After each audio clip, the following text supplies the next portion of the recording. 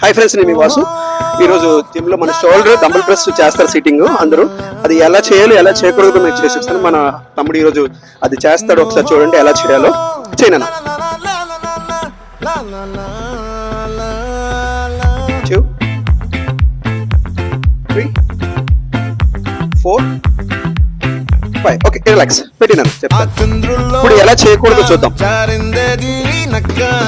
ఒళ్ళంతా ఆడిందే తైతక్క దీనందాలో దిక్క దీనేశాలో తిక్క నా గుండెల్లో పొత్తాందే ఉక్క. ఇప్పుడు ఇది చూసారు కదా. ఇప్పుడు ఈ జనరేషన్ అందరూ షోల్డర్ డంబుల్ ప్రెస్ అంటే ఇలాగే చేస్తున్నారు. యాక్చువల్గా ఇది కాదు, ఇది చెస్ట్కి వెళ్ళిపోద్ది, అప్పర్ చెస్ట్కి వెళ్ళిపోద్ది. మన డైల్టైడ్ ఉండేది పార్ట్ ఇక్కడ. సో ఆపేనా. సో రెండు డిఫరెన్స్ చూసారు కదా. వెయిట్ చాలా మంది అనుకుంటారు మేము లైట్ వెయిట్ లో బాగా చేస్తాము, టేబుల్ స్ట్రైట్ గా పెట్టుకొని, హెవీ వెయిట్ వచ్చేసరికి అవ్వట్లేదు అంటారు. కానీ కాదు, నువ్వు ఎంత వెయిట్ ఎత్తు, 5 కేజీల నుంచి 50 కేజీలు ఎత్తినా సరే కూడా టేబుల్ డైరెక్షన్ ఇలానే ఉండాలన్నమాట. Thank you. So table direction చూసారు కదా ఎలా ఉందో ఇది. సో ఇది వెనక్కి వెళ్ళకూడదు, ఎందుకంటే ఇది ఈ పోర్షన్ వెనక్కి వెళ్ళిపోయింది అనుకో మీకు అది చెస్ట్కి వెళ్ళిపోద్ది అన్నమాట. యాక్చువల్గా ఇది ఇంక్లైన్ చెస్ట్ ప్రెస్.